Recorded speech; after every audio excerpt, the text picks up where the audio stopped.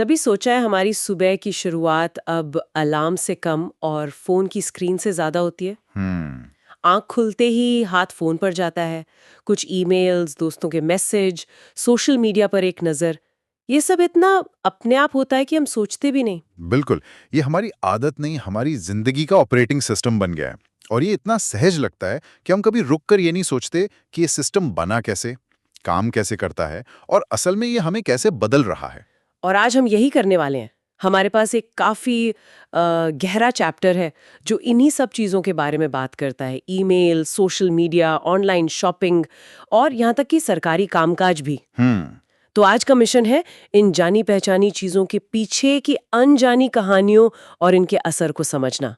ये सिर्फ टेक्नोलॉजी की कहानी नहीं है, ये हमारे समाज के बदलने की कहानी है। सही कहा। तो चलिए इस डिजिटल दुनिया की परतें खोलते हैं।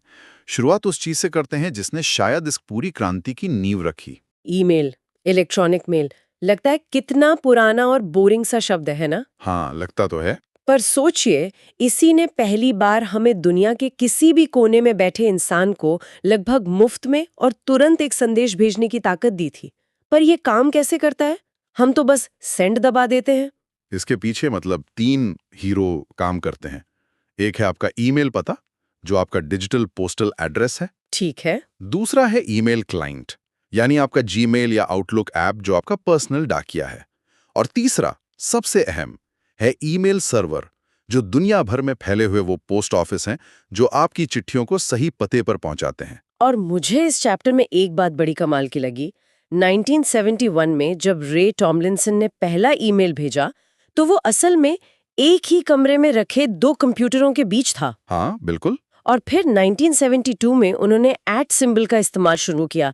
एक छोटा सा निशान, लेकिन उसने सब कुछ बदल दिया।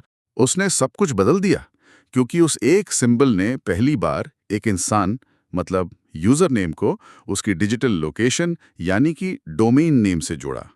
ये इंटरनेट पर पहचान का पहला सिस्टम था। अच्छा। और भारत की बात करें तो शिवा अय्यादुरई का नाम भी आता है, जिन्हें कई लोग भारत में ईमेल का जनक मानते हैं, क्योंकि उन्होंने बहुत छोटी उम्र में ही एक पूरा ईमेल सिस्टम बना दिया था। अच्छा, जीमेल की बात करते हैं। हम में से ज्यादातर लोग वही इस्तेमाल करते हैं। इसके संस्थापक पॉल बुचेट हैं। पर क्या ये पता है कि इसकी कुछ सीमाएं भी हैं? जैसे? जैसे आप एक दिन में 500 से ज्यादा ईमेल नहीं भेज सकते और अटैचमेंट की भी 25 MB की लिमिट है। और ये लिमिट्स बहुत सोच समझ कर रखी गई हैं। 25 MB की सीमा ये पक्का करती है कि सर्वर पर ज्यादा बोझ ना पड़े और सिस्टम तेज काम करे। राइट। और 500 ईमेल की सीमा स्पैमिंग को रोकने के लिए है। एक और बहुत जरूरी बात, जीमेल आपको .exe जैसी फाइलें भेजने नहीं देता। हाँ, ये मैंने देखा है। ये एक तरह का सिक्योरिटी गार्ड है जो आपके कंप्यूटर में वायरस वाले पैकेजों को आने से रोकता है। चलिए, अब उस चीज पर आते हैं जहां ऑफिस में सबसे ज्यादा गड़बड़ होती है। 2CC और BCC। हाँ, ये डिजिटल दुनिया का सबसे बड़ा ट्रैप है। 2 तो सीधा है, जिन्हें आप मुख्य रूप से संदेश भेज रहे हैं। CC यानी कार्बन कॉपी उन लोगों के लिए है जिन्हें आप बस जानकारी देना चाहते हैं, लूप में रखना चाहते हैं। और सबको पता होता है कि कौन कौन लूप में है। बिल्कुल। और फिर आता है BCC, ब्लाइंड कार्बन कॉपी। मुझे तो एक मजेदार किस्सा याद है। मेरे एक पुराने ऑफिस में किसी ने गलती से एक बड़े ग्रुप को BCC करने की बजाय CC कर दिया। अरे! बस फिर क्या था, दर्जनों लोगों के बीच रिप्लाई ऑल का ऐसा तूफान आया कि पूछो मत। ये हर ऑफिस की कहानी है। BCC असल में प्राइवेसी का एक बहुत शक्तिशाली टूल है।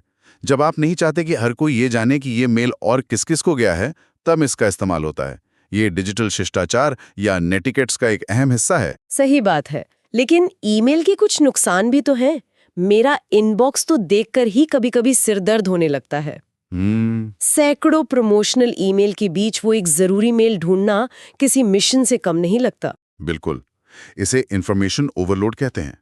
और स्पैम और फिशिंग का खतरा तो हमेशा बना रहता है, जहां धोखेबाज आपकी पर्सनल जानकारी चुराने की कोशिश करते हैं। राइट। और सबसे बड़ी बात, ईमेल में वो भावनात्मक जुड़ाव नहीं होता जो आमने सामने की बातचीत में होता है।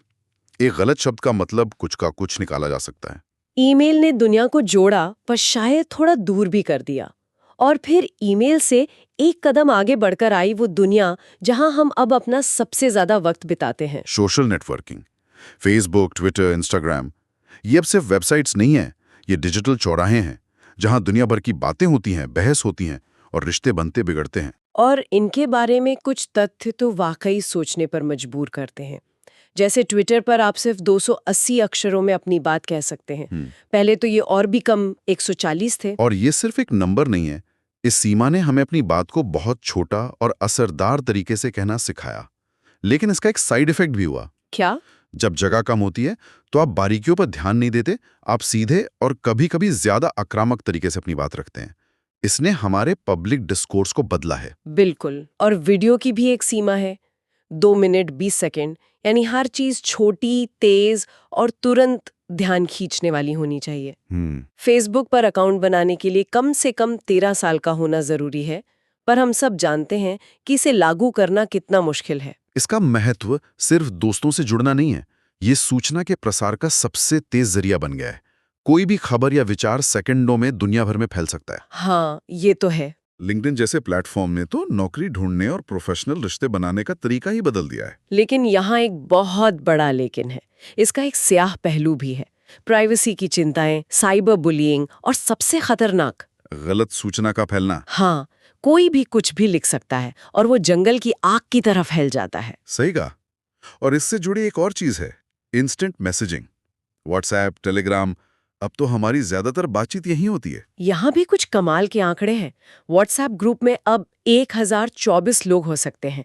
मुझे याद है पहले ये 256 थे और हमें वही बहुत ज्यादा लगता था। और अगर ये ज्यादा लग रहा है तो टेलीग्राम के बारे में सुनिए।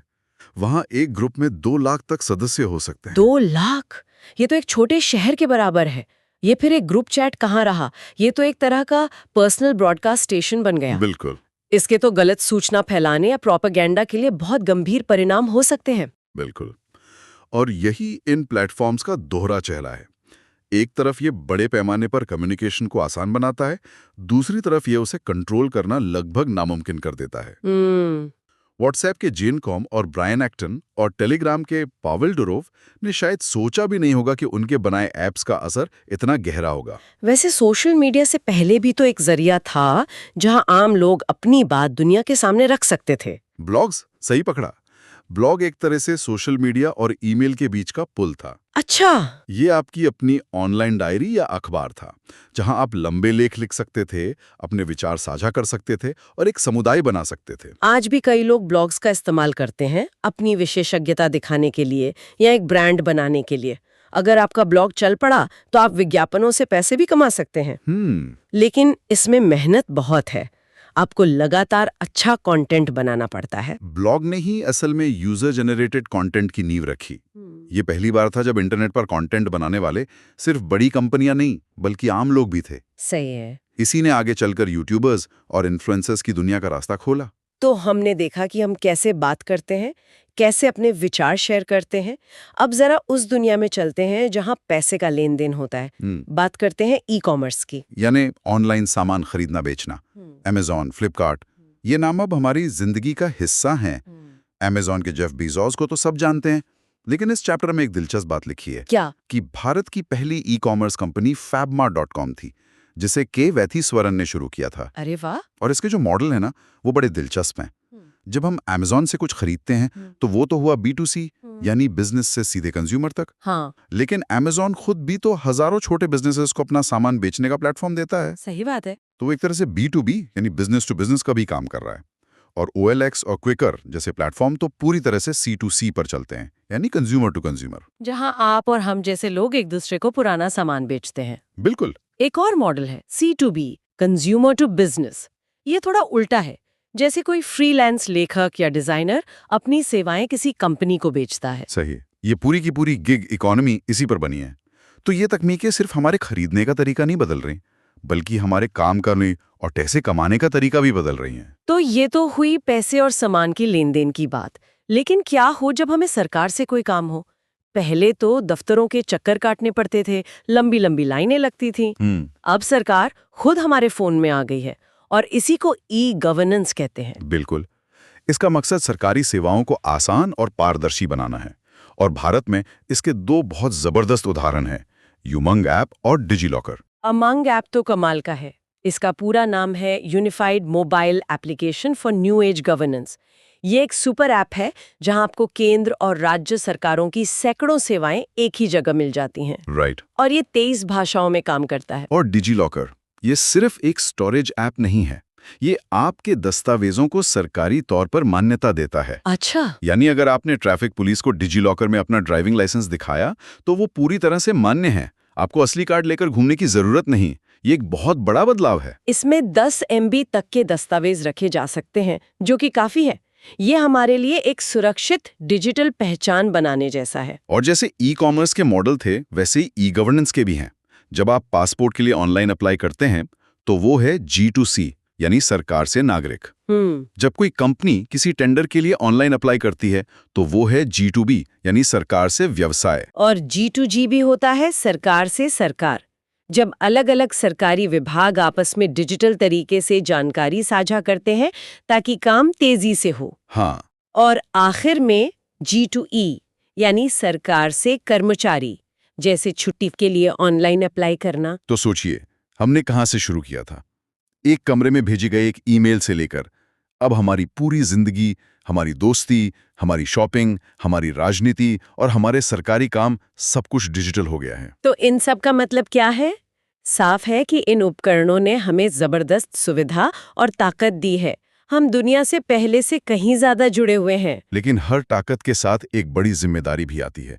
हमें अपनी प्राइवेसी का ध्यान रखना है, ऑनलाइन सुरक्षा के बारे भी जानना है और सबसे जरूरी नेटिकेट्स, यानी ऑनलाइन दुनिया में अच्छा व्यवहार करना सीखना है। इंटरनेट पर हम जो लिखते हैं वो हमेशा के लिए रह जाता है। ये एक बहुत जरूरी बात है। हम अक्सर भूल जाते हैं कि कीबोर्ड के पीछे भी एक इंसान ही बैठा है। अंत में एक सवाल जो मुझे सोचने पर मजबूर कर रहा है।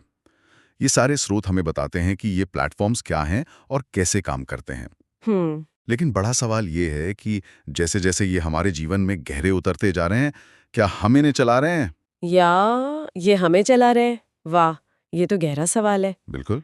अगले 10 सालों में डिजिटल साक्षरता का मतलब क्या सिर्फ ऐप चलाना होगा, या ये समझना होगा कि ये ऐप हमारे दिमाग और समाज के साथ क्या कर रहे हैं? इस पर सोचना तो बनता है।